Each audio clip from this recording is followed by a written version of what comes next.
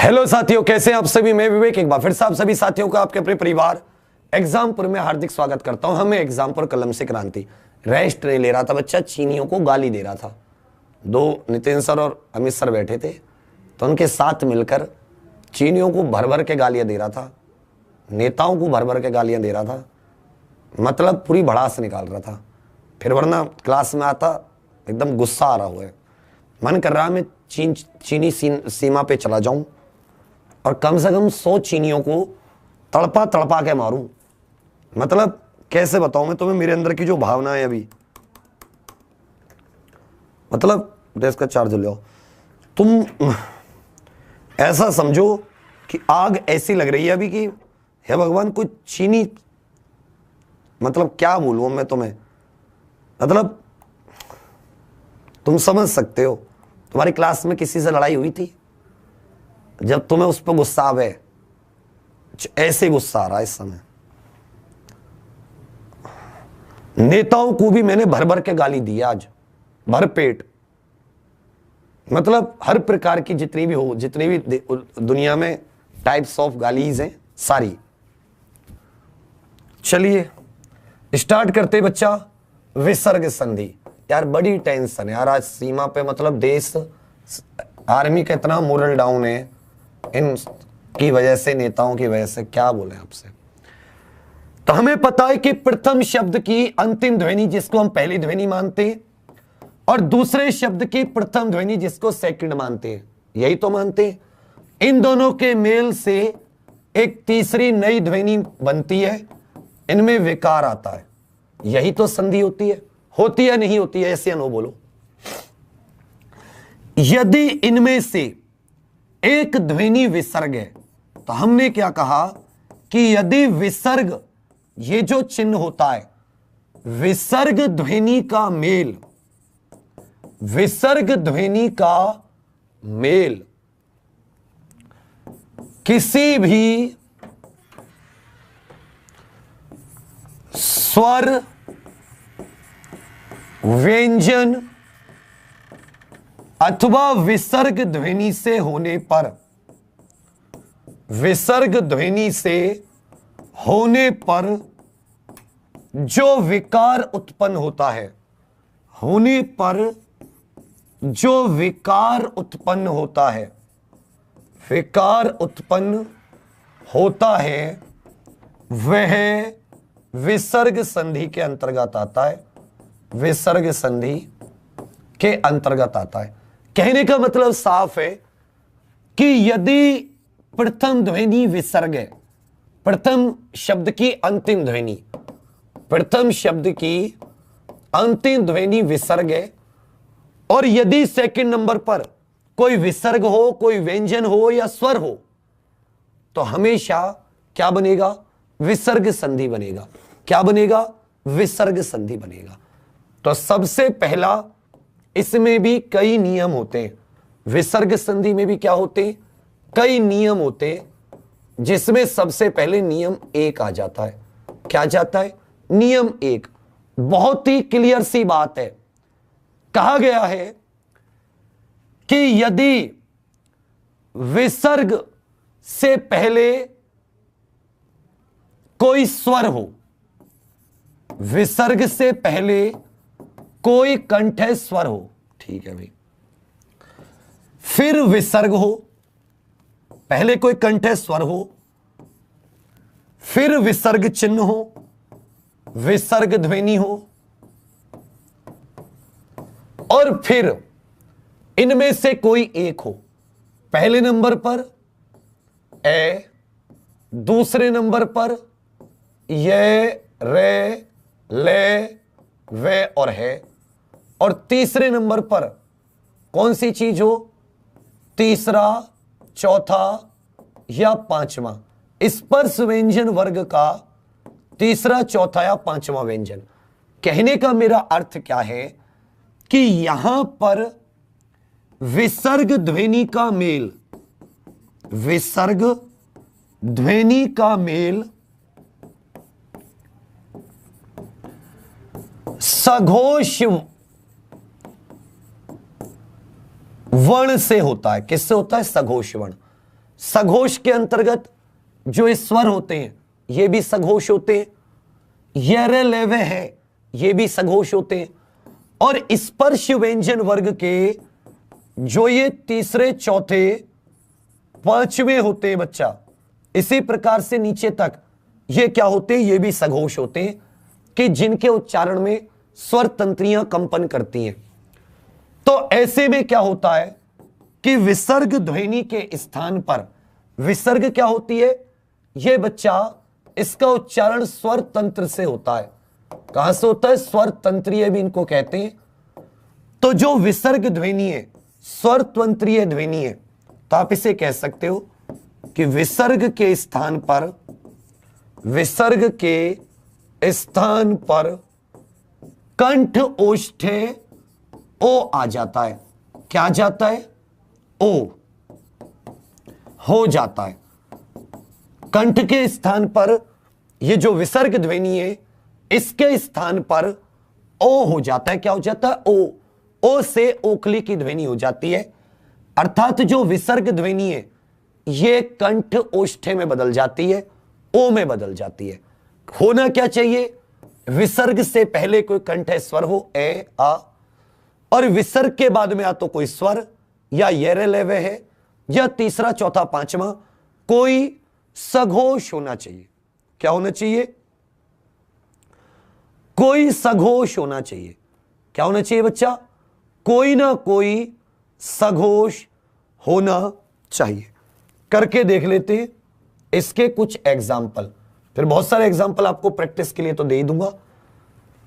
जैसे एक शब्द लिया हमने मन प्लस हर, इस शब्द में अपना देखना, इस शब्द में हम क्या कर रहे हैं, क्या सीख रहे हैं, उसको देखने की कोशिश करना।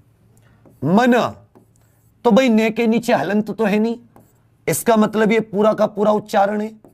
ने का पूरा उच्चारण करोगे तो क्या जाएगा, पीछे ए आता है मने, फिर क्या है विसर्ग है, फिर क्या है हर। तो आपको पता है ये रे ले वे है में से एक है, ये सघोष होता है। विसर्ग से पहले ए आ गया फिर विसर्ग। तो यहां पर आपका नियम नंबर 1 काम करता है। इस नियम के अंतर्गत जो ये विसर्ग वाली ध्वनि होती है इसके स्थान पर ओ हो जाएगा। क्या हो जाएगा, ओ। तो हमने लिखा ओ लिख दिया, देखते हैं कैसे। मन और इसकी जगह क्या हो गया, विसर्ग की जगह ओ, और हर ऐसे कैसे हो गया। अब सभी को पता है कि कभी भी जो स्वर होते हैं उनको बीच में ऐसे नहीं छोड़ते, यह आपने पहले भी किया है। औ की मात्रा किसके साथ लग जाएगी, इस विसर्ग के साथ लगेगी, तो इसका पूरा उच्चारण हो जाएगा। इस ना के साथ लगेगी नो, तो यहां पे क्या जाएगा, नो। हर ऐसे कैसे, म ऐसे कैसे। शब्द क्या बनेगा, मनोहर। मन प्लस हर शब्द क्या बन जाएगा बेटी, मनोहर। मन प्लस हर शब्द क्या बन जाएगा, मनोहर। तो हमारा पहला वाला कामयाब हो रहा है, नहीं हो रहा। चलिए एक और आपके करा के दिखाता हूं। जैसे आपने लिखा तपह प्लस भूमि। क्या लिखा बेटी, तपह प्लस भूमि। एक करके देखिए, तपह प्लस भूमि। बताइए इससे क्या बनेगा, और क्या हमारा पहला वाला विसर्ग का नियम लग रहा है, तपा। तो पे यहां पर पूरा व्यंजन है, जाहिर सी बात है इसके साथ आ की मात्रा होगी, आ की ध्वनि होगी, आ से अनार की। फिर विसर्ग है, फिर भूमि का भा। पे फे बे भे में भे कौन से नंबर पे आता है, चौथे नंबर पर। हमें पता है विसर्ग से पहले ए आ जाए, विसर्ग के बाद में यदि तीसरे चौथे पांचवें में से कोई आता है तो भी विसर्ग के स्थान पर ओ हो जाता है। ओ मतलब ओ की मात्रा आ जाती है। विसर्ग हटाया तो विसर्ग हटके पे के ऊपर क्या जाएगी, ओ की मात्रा आ जाएगी। भूमि ऐसे कैसे, तो शब्द क्या बन जाएगा, तपोभूमि। शब्द क्या बन जाएगा, तपोभूमि। शब्द क्या बन जाएगा बच्चा, तपोभूमि। तो याद रखिएगा इस तरीके के जो होते हैं, इस तरीके के जो होते हैं इन्हें हम लोग क्या बोलते हैं? इन्हें हम लोग विसर्ग संधि के अंतर्गत रखते हैं, और ये पहले नियम। लेकिन इसमें कुछ अपवाद है। इसमें क्या है? कुछ अपवाद। अपवाद मतलब जहां पर ये रूल फेल हो जाता है, जहां पर ये जो नियम है फेल हो जाता है। जैसे मैंने लिखा अंतः प्लस धान, इसी तरह मैंने लिखा पुनः प्लस जन्म। इन दोनों में गौर कीजिएगा, नियम हमारा वही है, नियम में कोई अंतर नहीं हुआ। अंतः तो ता पूरा का पूरा है, पूरा उच्चारण होता है, तो आ की मात्रा है, आ की ध्वनि है इसके अंदर। फिर विसर्ग है प्लस धन। धन को देखेंगे तो ते थे द ध न, पहला दूसरा तीसरा चौथा पांचवा। ध कौन से नंबर पर है? चौथे नंबर पर। हमारा पहला वाला नियम होना चाहिए यहां पे। तो पहले वाले नियम के अंतर्गत तो विसर्ग ओ में बदल जाएगा, अंतो धन हो जाएगा। और यहां पर जय के साथ विसर्ग का मिलन हो रहा है, चे छे जय जय और ने। यहां भी तीसरे चौथे पांचवें नंबर पर है जय, तीसरे नंबर पर। तो यहां भी क्या होना चाहिए? ओ में बदलना चाहिए। भाई रूल तो यही कहता है, लेकिन याद रखिएगा कि यहां रूल बदल जाता है। यदि किसी विसर्ग से पहले अंतः और पुनः होते हैं, विसर्ग से पहले अंतः ध्वनि और पुनर्ध्वनि होती है, तो याद रखिएगा विसर्ग के स्थान पर रे हो जाता है। विसर्ग के स्थान पर क्या हो जाता है? रे। तो अंत रे, अंत ऐसे हो जाएगा रे, और रे भी कैसा? आधा वाला। और धन ऐसे कैसे? ये रेफ की मात्रा है, बीच में ऐसे नहीं छोड़ सकते। यदि स्वर होता है तो पहले वाले पे लगता है, और रे एक व्यंजन है तो अपने अगले वाले पर रेफ की मात्रा बन के लग जाएगा, शब्द हो जाएगा अंतर्धान। इसी तरह पुनः जन्म, तो पुनः तो ऐसे रहेगा, रेफ की इसकी जगह रे की मात्रा, जन्म से कैसे, व्यंजन है बीच में तो अगले वाले पर अगला वाला जो जय है, जय के ऊपर मात्रा बन के लग जाएगी रेफ, शब्द हो जाएगा पुनर्जन्म। तो हमेशा याद रखिएगा, इसमें स्टार लगा के लिख लीजिए, अंतः यदि विसर्ग से पहले, यदि विसर्ग से पहले या विसर्ग के पूर्व, यदि विसर्ग से पहले अंतः तथा पुनः हो, अंतः या पुनः ध्वनि हो, या पुनः ध्वनि हो, पुनः, तो विसर्ग के स्थान पर, तो विसर्ग के स्थान पर रे आ जाता है, रे आ जाता है, रे व्यंजन आ जाता है आधा, रेफ की मात्रा। जैसे हमने देखा अंतः प्लस धान, पुनः प्लस जन्म। क्लियर है वाला? यहां पर ये अपवाद है जो नियम एक को फॉलो नहीं करता। जो नियम एक कहता है कि यदि विसर्ग से पहले आ हो, फिर विसर्ग हो, विसर्ग के बाद में आ तो स्वर या कोई सघोष व्यंजन, ये लेवे है, या स्पर्श व्यंजन वर्ग का तीसरा चौथा पांचवा। इस रूल को ये फॉलो नहीं करते, इस रूल को ये फॉलो नहीं करते। सेकंड नियम आ जाता है, क्या आ जाता है? नियम 2 आ जाता है। क्या जाता है बेटी? नियम 2 आ जाता है। ध्यान दीजिएगा, कह रखा है कि विसर्ग से पहले, विसर्ग के पहले, विसर्ग 3-4 लाइन है इसमें, विसर्ग के पहले ए अथवा आ के अतिरिक्त, मतलब इन दोनों से अलग अतिरिक्त कोई स्वर, विसर्ग के पहले ए आ के अतिरिक्त कोई स्वर हो। सबसे पहली तो बात यह कि ना ए हो ना आ हो। सेकंड बात कह रखी है कि विसर्ग के बाद में, विसर्ग के बाद, विसर्ग के पश्चात आ छोटा ऊ या बड़ा ऊ में से कोई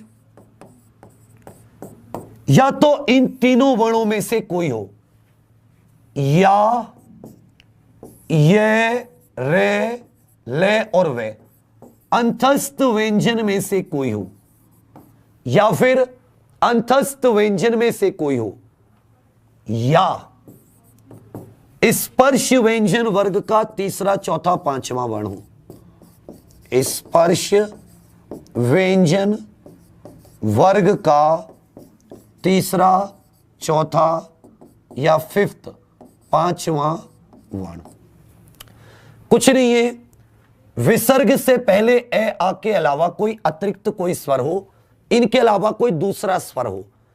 सेकंड विसर्ग के पश्चात या तो आ ऊ और औ में से कोई एक, या ये रे ले वे, या स्पर्श व्यंजन वर्ग का तीसरा चौथा अथवा पांचवा। स्पर्श व्यंजन वर्ग का तीसरा चौथा या पांचवा। तो विसर्ग के स्थान पर चौथी लाइन क्या कहती है, तो विसर्ग के स्थान पर र हो जाएगा। तो विसर्ग के स्थान पर, तो विसर्ग के स्थान पर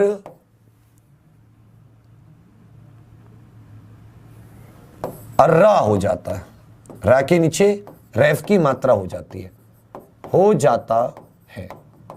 इस बात पर गौर कीजिएगा, इस बात पर गौर कीजिएगा बच्चा। अब इसमें एक एग्जांपल ले लेते हैं। जैसे हमने कहा निही प्लस जन, पहले नियम से मिलाते, विसर्ग के पहले नी, तो ये जो नी है छोटी नी, इसमें हम देखेंगे कि एक तो ने नाम का स्वर है, व्यंजन है। जैसे इसके साथ से ई हटाएंगे, छोटी ई, तो यहां के नीचे हलंत लग जाएगा, क्योंकि अब ई के अलावा इसका उच्चारण होगा आधा। तो नी प्लस विसर्ग प्लस जन। अब देखा विसर्ग से पहले ए आ के अलावा कोई स्वर है, पहली वाली लाइन मैच कर गई हमारी कि विसर्ग के से पहले ए आ से भिन्न कोई और स्वर हो। सेकंड वाला हमने सेकंड लाइन देखी, तो या तो ये रे लेवे में से कोई होना चाहिए था, या ए आ ऊ बड़ा ऊ, दोनों नहीं है। हमने देखा तीसरे चौथे पांचवें में से कोई है, हमने देखा चे छे जे जे उन्ने, तो जे कौन से नंबर पर आता है, तीसरे नंबर पर आता है। ये वाला नियम हमारा कामयाब बैठा है। तो यदि इनमें से कोई एक कामयाब हो गया तो विसर्ग के स्थान पर रे आ जाएगा।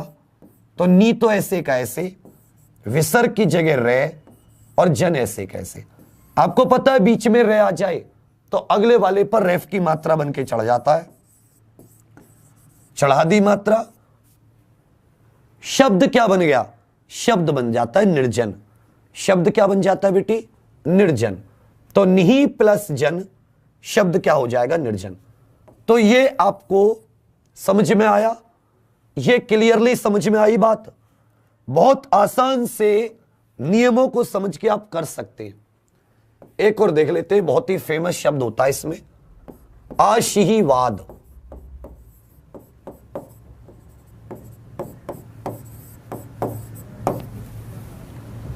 भूकंप आ गया क्या? आशी प्लस वाद। देखो विसर्ग से पहले बड़ी की मात्रा है, आशी, शी में से बड़ी हटाया, विसर्ग आ गया, ये हलंत आ गया। फिर देखोगे तो फिर विसर्ग है, फिर वाह, वह की मात्रा है। विसर्ग से पहले स्वर, पहली लाइन क्लियर हो गई, ए आके अलावा, ठीक है भाई। विसर्ग के बाद में ये लेवे में से एक हो गया, अंतस्थ हो गया, ठीक है, दोनों कामयाब। तो विसर्ग के स्थान पर क्या आ गया, विसर्ग के स्थान पर रे आ गया। करके देख लेते, आश, ई में तो आशी हो गया, विसर्ग के स्थान पर रे, वाद ऐसे कैसे। हमें पता है यदि बीच में री आता है, तो बेटी ये अगले वाले व्यंजन के ऊपर रेफ की मात्रा बनके चढ़ जाता है। शब्द क्या हो जाता है, जोर से बोलो, आशीर्वाद। इसको वापस अपने मूल रूप में लाओगे तो आशी प्लस वाद, आशीर्वाद, आशी प्लस वाद, आशीर्वाद। एक और करके देख लेते हैं। जैसे एक शब्द है दूह प्लस ऊह, करके देख लेते हैं। विसर्ग से पहले छोटा ऊ, फिर विसर्ग के बाद में बड़ा ऊ। विसर्ग से पहले ए आ के अलावा कोई अतिरिक्त स्वर है, छोटा ई हो सकता है, बड़ी ई हो सकता है, छोटा ऊ, बड़ा ऊ, ए ऐ ओ औ, कोई सा हो सकता है इनमें से। विसर्ग के पश्चात इन तीनों में से कोई हो, या तीसरा, चौथा, पांचवा, या येरेलेव है। तो हमने देखा यहां पर स्पेशल केस है, छोटा ऊ की जगह बड़ा ऊ है, तो हमें पता है विसर्ग के स्थान पर क्या हो जाएगा, रे हो जाएगा। हमने कहा ये तो दू हो गया, विसर्ग की जगह रे और ऊ। अब आपको पता है जिसके पीछे हलंत लगा हो, जिसके पीछे क्या लगा हो, हलंत, और आगे स्वर हो, तो यदि मैं इन दोनों को मिलाऊंगा तो इसका अधूरा उच्चारण पूरा हो जाएगा। यह बताओ बड़े ऊ की मात्रा क्या होती है, रे के पीछे लगेगा तो ऐसी मात्रा। यदि सिर्फ ऐसे लगाता तो छोटा ऊ, और जैसे मैंने ऐसे करके लगाया ये बड़ा ऊ हो जाता है। तो याद रखिएगा बच्चा, यहां पर बड़ा ऊ हो जाएगा, रे के पीछे शब्द बन जाएगा दुरूह, दुरूह। समझ रहे मेरी बात, दुरूह यहां पर आपका नया शब्द हो गया। इसमें बताओ कोई दिक्कत हो तो, दुरूह इसमें शब्द हो जाएगा। क्लियर है? चलिए बेटा, नियम हो गए 2, नियम 3 पर आ जाते हैं। ए खुदा के नेक बंदे, अब हम नियम 3 पढ़ेंगे। क्या पढ़ेंगे? नियम 3 पर आ जाते हैं। नियम 3 कहता है, पहली लाइन कहती है इसकी, विसर्ग के पहले कोई स्वर हो, विसर्ग के पूर्व या पहले कोई स्वर, जो विसर्ग ध्वनि है उससे पहले कोई स्वर हो।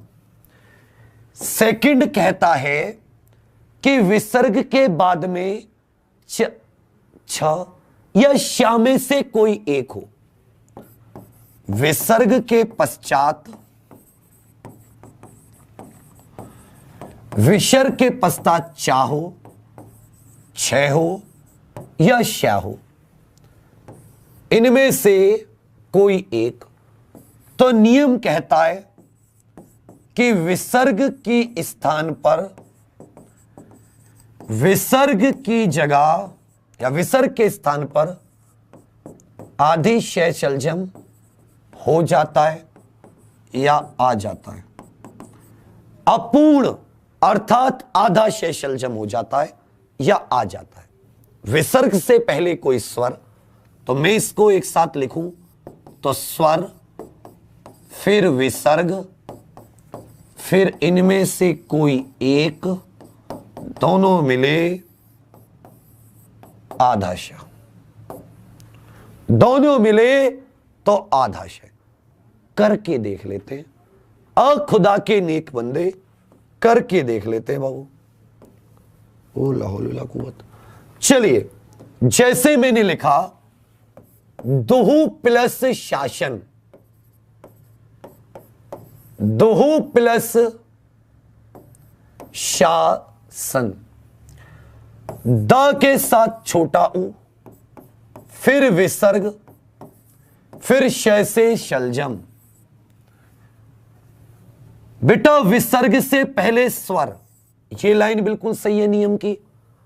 विसर्ग के बाद में चे, छे या शय में से कोई, ये बात भी सही है। तो विसर्ग की जगह आधा शा हो जाएगा हलंत वाला, जिसको ऐसे लिखते हैं, लिख के देखा द ऊ, दोनों मिलके दू, विसर्ग के जगह आदि शय, बाकी शासन ऐसे का ऐसे। शब्द क्या हो गया? दुशासन हो गया मेरे बच्चे। शब्द क्या हो गया बाबू? दुशासन हो गया। क्या हो गया? दुशासन। इसी तरह जैसे लिखा निहि प्लस छल, विसर्ग से पहले छोटी की मात्रा है, पहली लाइन कामयाब। विसर्ग के बाद में छा, ये भी कामयाब। विसर्ग की जगह आदि शा हो जाता है। शब्द क्या बनेगा? निश्छल। शब्द क्या बनेगा? निश्छल। यहां तक कोई दिक्कत? जल्दी हाय हेलो कीजिए कुछ। शब्द क्या बनेगा? निश्छल। तो ये हमारा नियम नंबर 3 हो जाता है इस प्रकार से। एक बार शय से सलजम बना, आगे देखोगे शय से षटकोण बनेगा, आगे देखोगे सह से सपेरा भी बनेगा। तो नियम नंबर 4। अब याद करने में दिक्कत नहीं होनी चाहिए, क्योंकि च हो, छ हो या श हो, ये तीनों के तीनों तालव्य होते हैं। तीनों के तीनों क्या होते हैं? तालव्य होते हैं। समझ रहे मेरी बात बच्चा? तीनों के तीनों क्या होते हैं? तालव्य होते हैं। चलिए आगे आ जाता है आपका, कुछ नहीं है। आगे आपसे कहा गया कि विसर्ग के पहले छोटा ई, विसर्ग के पूर्व या विसर्ग से पहले छोटा ई अथवा छोटा ऊ हो, तथा विसर्ग के बाद, विसर्ग के पश्चात या बाद का या खा में से कोई हो, पा,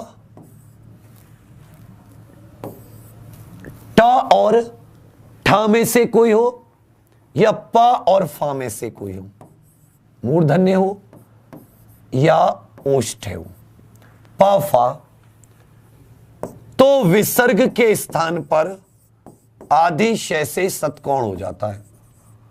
तो विसर्ग के स्थान पर आदि शय से शतकोण आ जाता है।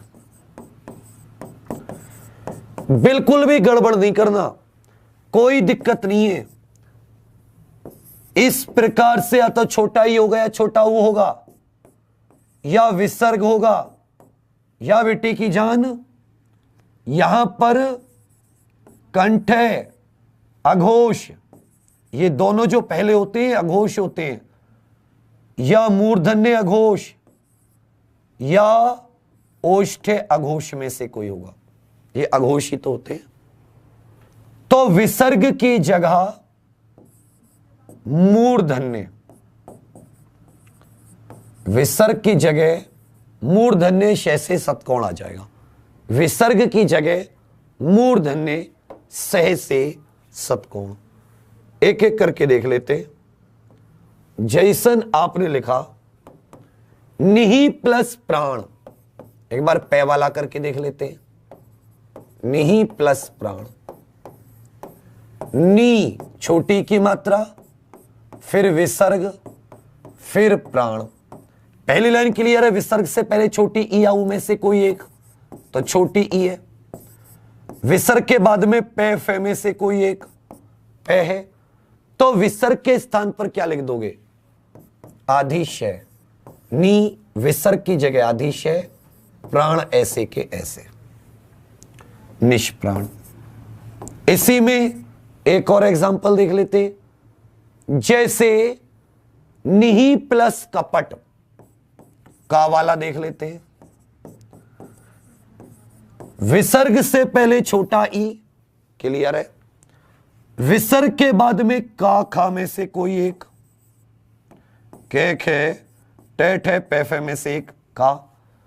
तो विसर्ग की जगह आधि शा से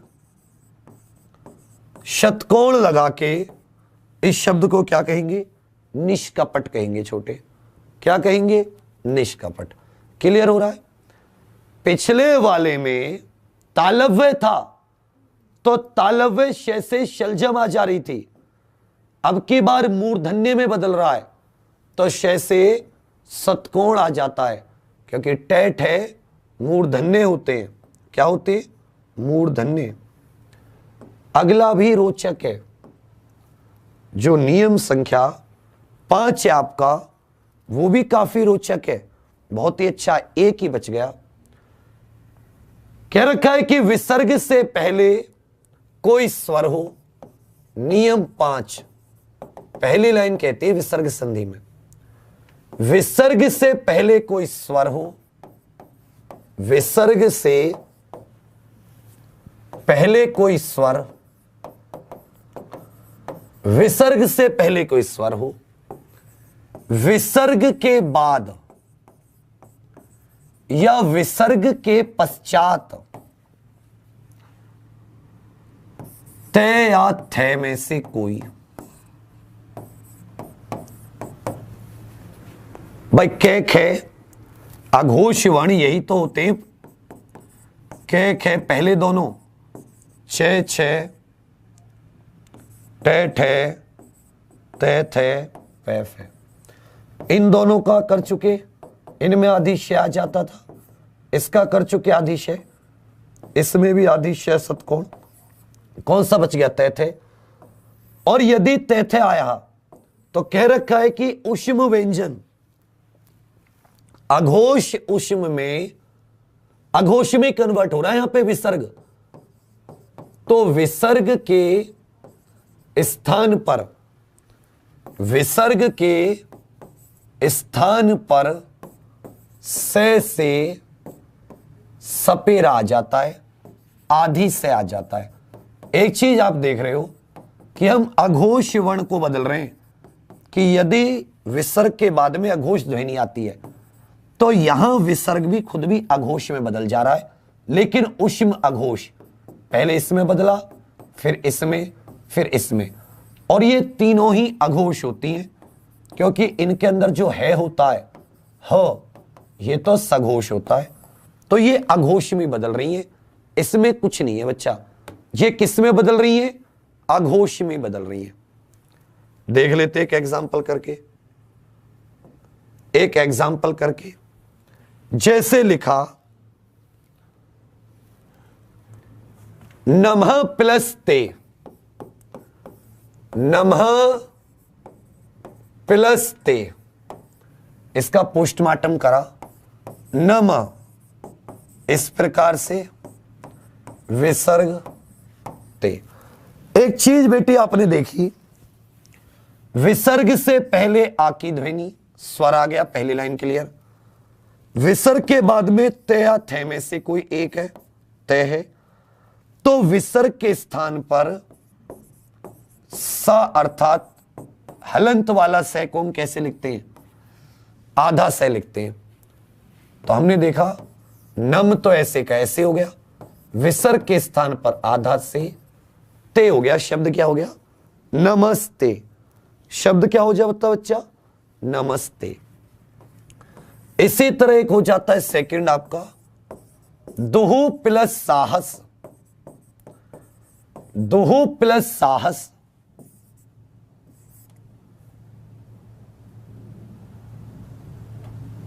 ऊ।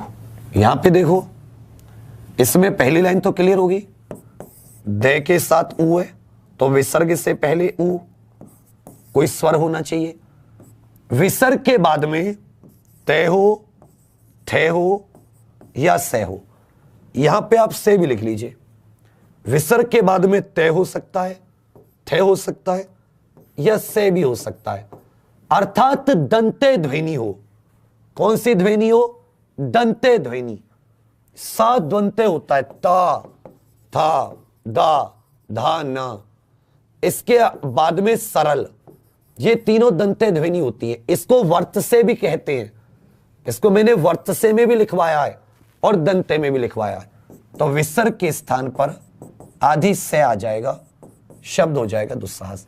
तय हो सकता है, थे हो सकता है या सा हो सकता है, तीनों ही दंते ध्वनि होती है, इसलिए मैंने इसको लिया। तीनों ही क्या होती हैं? दंते ध्वनि होती है और अघोष होती है। क्लियर है? तो यहां पर आपका क्या गया, इस प्रकार से ये बन जाता है, इस प्रकार से ये आपका बन जाता है। समझ रहे बच्चा? चलिए, नियम संख्या 6 क्या कहती है आपसे? नियम संख्या 6 क्या कहती है? नियम संख्या 6 क्या कहती है? नियम संख्या 6, नियम संख्या 6 कहती है, यदि विसर्ग का मेल रे ध्वनि से होता है, यदि विसर्ग का मेल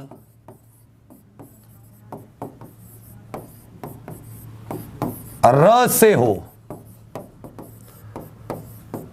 तो विसर्ग का लोप हो जाता है, विसर्ग गायब हो जाता है, विसर्ग का लोप हो जाता है, विसर्ग का लोप हो जाता है तथा विसर्ग से पहले, विसर्ग से पहले की ह्रस्व ध्वनि दीर्घ में परिवर्तित हो जाती है, दीर्घ रूप में बदल जाती है। ह्रस्व ध्वनि दीर्घ रूप में बदल जाती है। विसर्ग का मेल रे से होने पर, विसर्ग का मेल रे से होने पर, जैसे आपने लिखा निहि प्लस रोग, तो विसर्ग से पहले आपने देखा कि बेटा ह्रस्व स्वर है रोग। पहली वाली लाइन विसर्ग से पहले ह्रस्व स्वर छोटा ई, विसर्ग के बाद में रे, तो ह्रस्व को दीर्घ बना दो और विसर्ग का लोप कर दो, तो छोटा ई को बड़ा ई में बदल दिया और विसर्ग का लोप करके शब्द क्या बन गया? निरोग। इसी तरह यदि निहि प्लस रस होता है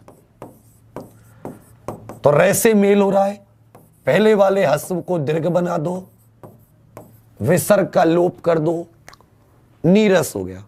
शब्द क्या बन गया? नीरस। शब्द क्या बन गया? नीरस।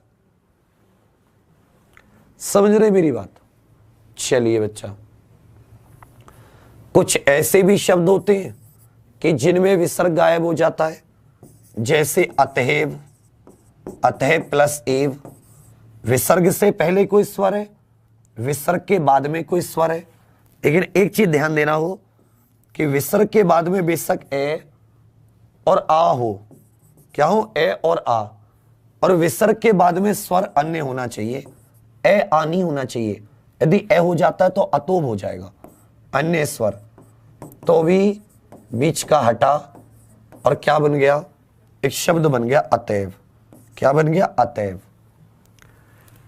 यहां पे गायब हो रहा है, क्या बन गया? अतएव। इसी तरह कुछ शब्द होते कि जिनमें विसर्ग मौजूद रहता है। नियम 7, विसर्ग का बने रहना, विसर्ग का बने रहना, ये ऐसे शब्द होते हैं जिनमें विसर्ग बना रहता है। कैसे बना रहता है?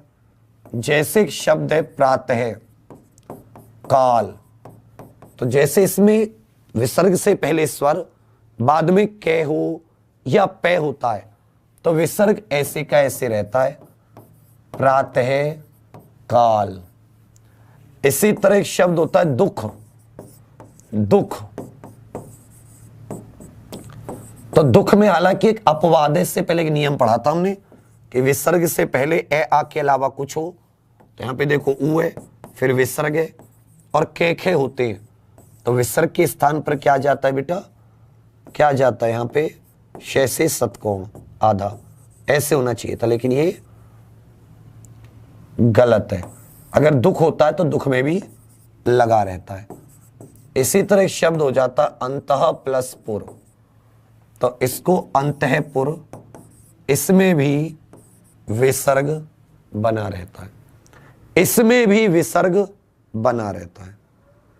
बाकी कुछ ऐसे भी होते हैं जैसे नमः प्लस कार, पुरः प्लस कार, तो उनमें बीच में से लग जाता है, नमस्कार और पुरस्कार, ये इनसे अलग होते हैं।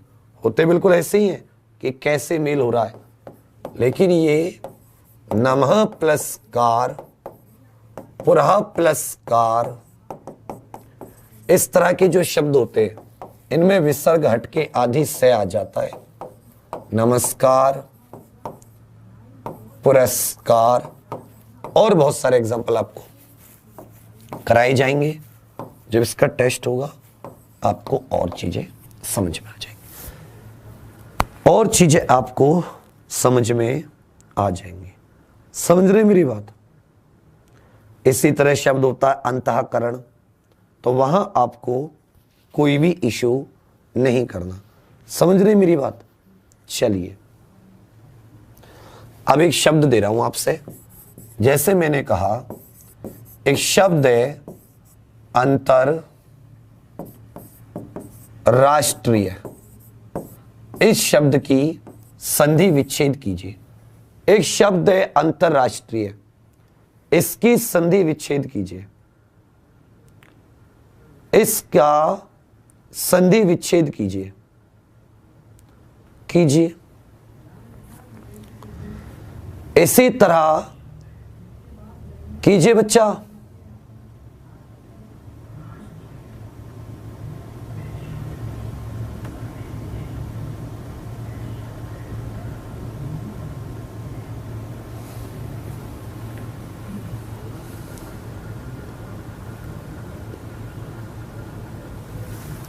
इसी तरह अहो रूप का संधि विच्छेद कीजिए। अहो रूप, मैं देखना चाहता हूं कितनी बुद्धि लगाओगे।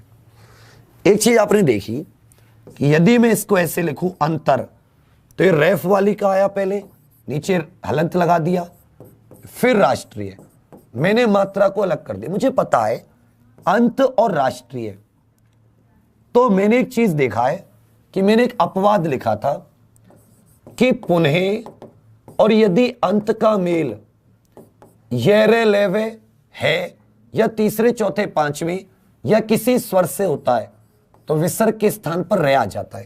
बोलो यहां पे अंत है भी शुरुआत में, यहां पर क्या है शुरुआत में अंत है फिर रह, तो होता सकता है ये क्योंकि इसका मिलन यदि येरे लेवे से होगा तो ओ की मात्रा ना होकर वैसे विसर्ग ओ में बदलता है, लेकिन ये अपवाद थे जिनमें विसर्ग रे में बदलता है।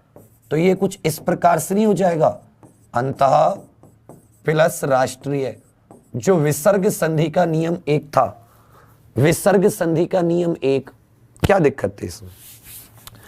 यहां पर आप देख रहे हो कि ओ में बदल रहा है, आहा और ऊ, और अब ऊ के अगर ओ तो ऐसे बन सकता है कि ए आ के साथ या तो छोटा ऊ बड़ा ऊ। मैंने देखा चलो इसको तो मैं आहा कर सकता हूं, एह कर सकता हूं, आहा कर सकता हूं, लेकिन रूप से पहले ऊ कैसे लगाऊं? उरूप लगाऊं, कुरूप लगाऊं। इसका मतलब इसमें जो गुण संधि तो हो नहीं सकती, स्वर संधि नहीं हो सकती। फिर मतलब फिर ओ किस में बनता था? तो मुझे पता है कि विसर्ग ओ में बदल जाता था, लेकिन होता कब था कि विसर्ग से पहले ए आ हो, फिर विसर्ग हो, फिर या तो ये रे लेवे में से कोई एक हो, तीसरा चौथा पांचवा हो। तो हमने देखा ये रे लेवे, तो रे में तो रे है, मैं बोला यार ये नियम एक मेरा कामयाब हो सकता है, तो मैंने लिखा आहा प्लस रूप। आहा मतलब विसर्ग से पहले रे है, विसर्ग के बाद में रे, तो क्या होगा कि विसर्ग के स्थान पर ओ की मात्रा आ जाएगी, है के ऊपर ओ की मात्रा, और रूप ऐसे कैसे शब्द बन गया अहो रूप। कौन सी संधि है इसमें? विसर्ग संधि है। कौन सी संधि है बेटी? विसर्ग संधि है। चलिए एक और देता हूं आपको। आश्चर्य एक शब्द है। कौन सा शब्द है? आश्चर्य। आश्चर्य का संधि विच्छेद कीजिए और बताइए कौन सी संधि है। आश्चर्य का संधि विच्छेद कीजिए और बताइए कौन सी संधि है। कौन सी संधि है?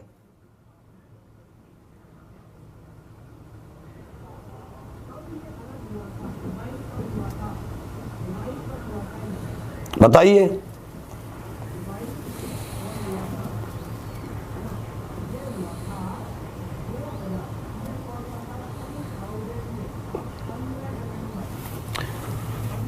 उदय की संधि विच्छेद कीजिए।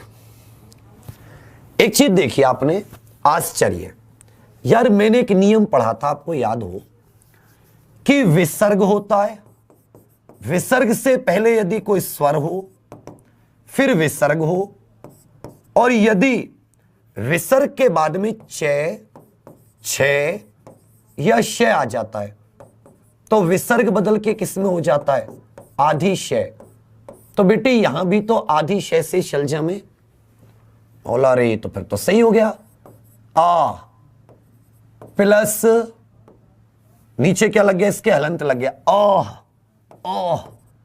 प्लस चर्य।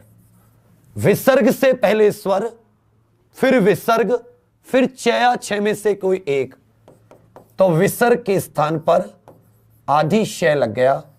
शब्द क्या बन गया? आश्चर्य। शब्द क्या बन गया? आश्चर्य। जैसे निहि प्लस छल होता था, तो विसर्ग की जगह आधी श। शब्द क्या बन गया बेटी? निश्चल शब्द बन गया। शब्द क्या बन गया छोटे? ये शब्द बन गया निश्चल।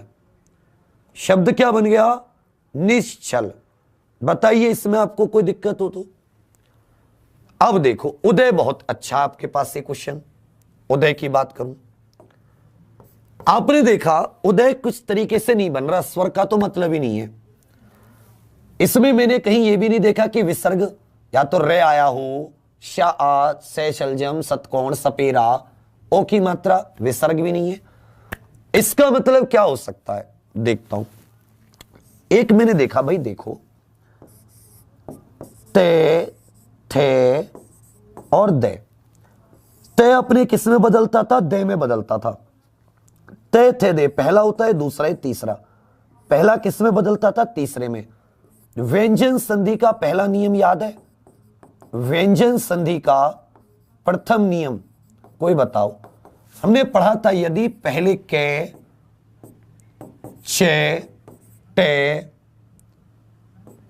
ता या पा, इनका मेल यदि तीसरे चौथे से हो, या स्वर से हो, या ये रे ले वे है से हो, तो पहला किस में बदल जाता है? अपने ही तीसरे में बदल जाता है। तो मेरे दिमाग में आगे एक वो हो सकता है, तो ये उत हो सकता है, उत। अब क्वेश्चन आता है उत का मिलन किससे होगा? ये से हो। अगर ये लगाता हूं तो तय तो मेरा दय में बदल गया, कोई दिक्कत नहीं है। ये से, क्योंकि ये है भी हो सकता है, लेकिन दय कौन सा आया? आधा दय। कौन सा आया? आधा दय। और आधा दय और ये को यदि लिखूंगा तो उदय कभी नहीं आएगा, उदय आएगा। क्या आएगा? उदय। इसका मतलब मेरा दिमाग घूमा, मैं बोला भाई उदय अगर मैं आधा दय लिखता हूं तय की जगह तो आधा दय ही आएगा। भाई तय जिसके नीचे हलंत है वो दय में ही तो बदलेगा, दय के नीचे भी हलंत है। मैं बोला अगर मैं हलंत लगाता हूं दय के नीचे और यह को लिखता हूं तो मैंने न जाने कितनी बार आपको पढ़ाया है, यहां पर उदय शब्द बनता है, लेकिन उदय तो है नहीं, हमारा तो उदय पूरा का पूरा है। इसका मतलब कि यदि मैं पूरा का पूरा दय लिखूंगा तो दय के साथ ए होना चाहिए, तभी पूरा का पूरा दय आएगा। इसका मतलब यहां पर ए भी होगा, उत प्लस ए। अब ये जो तय था ये दय बन गया और ये ऐसे का ऐसे रहा। जब ये दोनों मिले तो हलंत के साथ यदि स्वर आ जाता है तो हलंत ना होकर पूर्ण उच्चारण हो जाता है, शब्द बन जाता है उदय। तो उत प्लस ए ये आपका सही आंसर है। मुझे बताइए कितने लोगों का ये उत्तर सही आया है? कितने लोगों का ये उत्तर सही आया है? मुझे बताइए कितने लोग इस तक दिमाग लगा पाए? कितने लोगों का ये उत्तर सही आया है? बताइए, तुरंत बताइए बेटी, मैं जानना चाहता हूं आप में से कितनों का। अभी 10 बजे से आपकी मैराथन शुरू होगी, हिस्ट्री की मैराथन। प्रबल सर हिस्ट्री पढ़ाएंगे। ऐप का टाइम टेबल आपको पता हो तो हमने चेंज कर दिया है। 8 घंटे की जेल वार्डर, और चाहे वो परिवर्तन हो या नया वाला आपने लिया है, 8 से 9 घंटे की क्लास है और डेली रात को 4 घंटे की मैराथन। हमें सब्जेक्ट अच्छे कंप्लीट करने, अच्छे से कंप्लीट करने। कल फिजिक्स की हुई थी, पूरा समझ में आ गया होगा। साउंड नाम का चैप्टर समीर सर ने कराया। आज आपकी हिस्ट्री की मैराथन होगी। इसी तरह कल किसी और सब्जेक्ट की, परसों किसी और सब्जेक्ट की, अगले दिन किसी और सब्जेक्ट की, और बाकी रेगुलर क्लास भी आपकी अलग अलग सब्जेक्टों की अलग से दिन में नहीं दी जाएगी। उदय गलत हो गया। अब यहां से आपकी इतरेतर, बेटा इतरेतर क्या हो जाएगा? इतर प्लस इतर।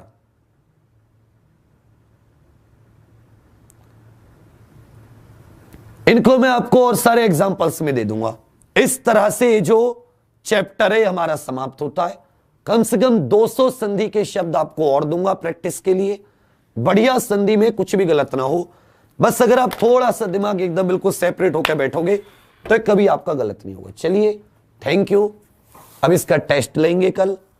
हो सकता है सुबह ही लूं 5 बजे ही, टेस्ट के लिए तो उठ ही जाऊंगा। क्या है कि दवाई लेके सोता हूं, काढ़ा वाढ़ा, उसे दवाई को पी के ऐसी नींद आवे जैसे कुंभकर्ण, पूरा खर्रांटा उसे दिक्कत। तो चलिए बच्चा, थैंक यू। अपने साथियों को भी यार जेल वार्डर वाला बैच ज्वाइन कराइए, आपका बहुत मेहरबानी होगी। धन्यवाद।